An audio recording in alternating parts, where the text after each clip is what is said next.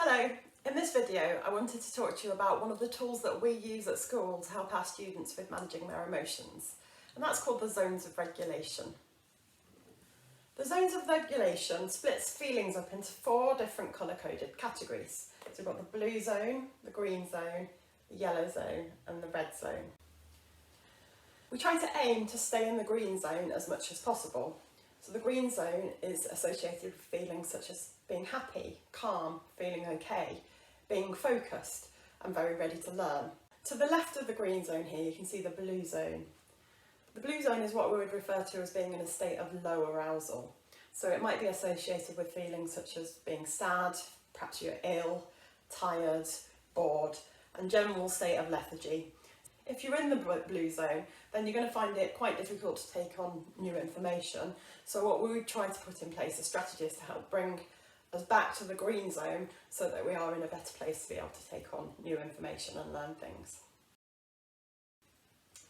On the other side of the green zone, we've got the yellow zone, which is associated with feelings such as frustration, being worried, a bit silly or wiggly, perhaps a bit of excitement, and it's at that stage where you're kind of starting to feel a bit of a loss of control. So it's a lot more difficult to concentrate on what you're meant to be concentrating on when you're feeling these kind of emotions.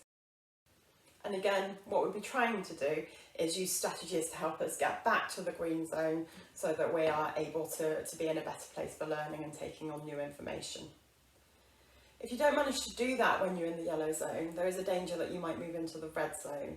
And that's where you're really out of control, so you can't take on any new information. And it's associated with feelings such as being really mad and angry, perhaps you're terrified, there might be shouting and hitting going on, or you might actually be really elated, so you're so happy you just can't think of anything else. And that's those are all emotions that are associated with a really high state of arousal. So again, what we would want to be doing is putting strategies in place to bring us back through to the green zone. So in the first stage of teaching, we're looking at helping the students to understand which feelings go in which zone of regulation.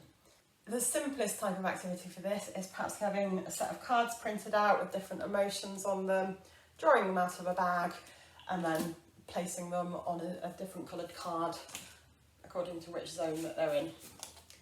You can make it a little bit more interactive. If people are in the blue zone and they need a little bit more help to engage in the learning, put them in 4 different corners of the room and they have to run to whichever one that they think the feeling belongs to.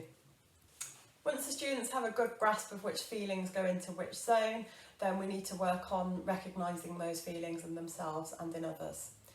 You can do this partly through some of the feeling and zone identification activities. So as well as having picture cards with the emotions on, I might have printed photos so they can look at real facial expressions and body language and start to associate those with different feelings. I might also act out different feelings for them so that they can try to guess from my face what I'm feeling and which zone it goes into, and I might ask them to act out a certain feeling for everybody else to try and guess, and then we'll talk about, okay, you think this means I'm happy. What is it about my face that makes you think that I'm happy? You think this means I'm sad. Okay, so I've got a sad face, but also my shoulders are a bit slouched, and you're starting to really embed that idea of the different facial expressions and body language that go with the different feelings. I recommend that you also model this in everyday life. So actually, we should be, as adults, supporting our young people, be modelling how we're feeling all the time. So perhaps not always saying that we're happy, but sometimes saying, oh, today, I'm really tired because I went to bed late last night, exaggerating that body language and those facial expressions so they get to experience those different feelings and they get to see them being labelled. It's also a good idea to try to label those feelings when you see them in the young people as well. So if somebody is looking a little bit tired and lethargic, saying to them, oh, you look really tired today, are you in the blue zone? Can we do something to help you to get back into the green zone? Should we go for a little bit of fresh air?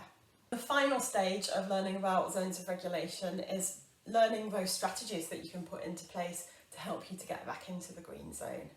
And one of the things that I do to introduce that kind of idea is just to print out some picture cards with some strategies on. Again, just put them in a bag or a hat or something to be drawn out, and then we decide, does this one help us on the road to the green zone, or should we put it in the bin? Is it no good to us?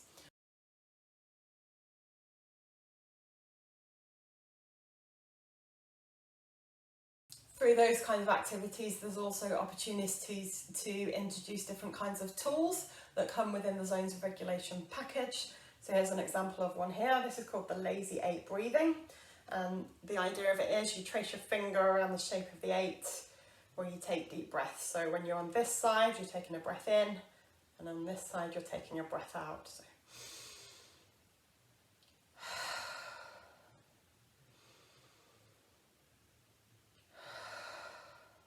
feel calmer already. Yeah, so it gives you a chance to practice those kind of things with the students and gives them a chance to say, would they find it helpful?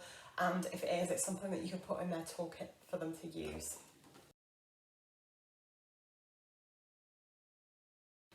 Another really useful tool in Zones of Regulation is the size of the problem scale. And it's something that we use quite a lot with students who perhaps might have quite big reactions to very small problems. And we use it to help them to put those problems into perspective and reframe those as perhaps smaller problems.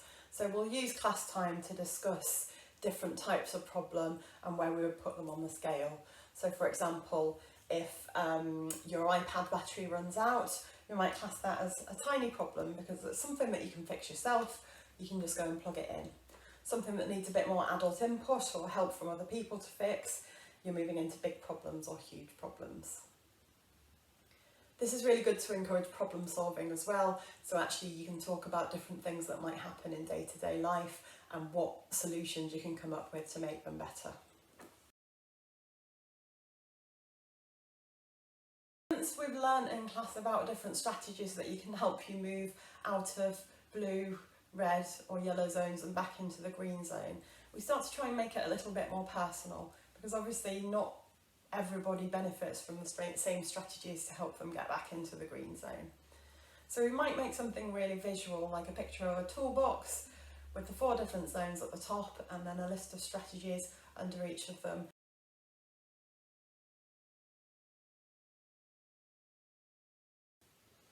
Another nice way of presenting strategies visually is on a set of cards, which you could attach to a keyring, and then it's easy to keep with you at all times. So on one side of the card you might have a picture of the emotion, whether that be worried, angry, tired or whatever, and on the back you've got a list of 3 or 4 things that help you to move more towards that green zone from that particular state of emotion. So for example, if you've got one that says worried, on the back of it might say use my squeezy toy, talk to a teacher, ask for a hug, those kind of things.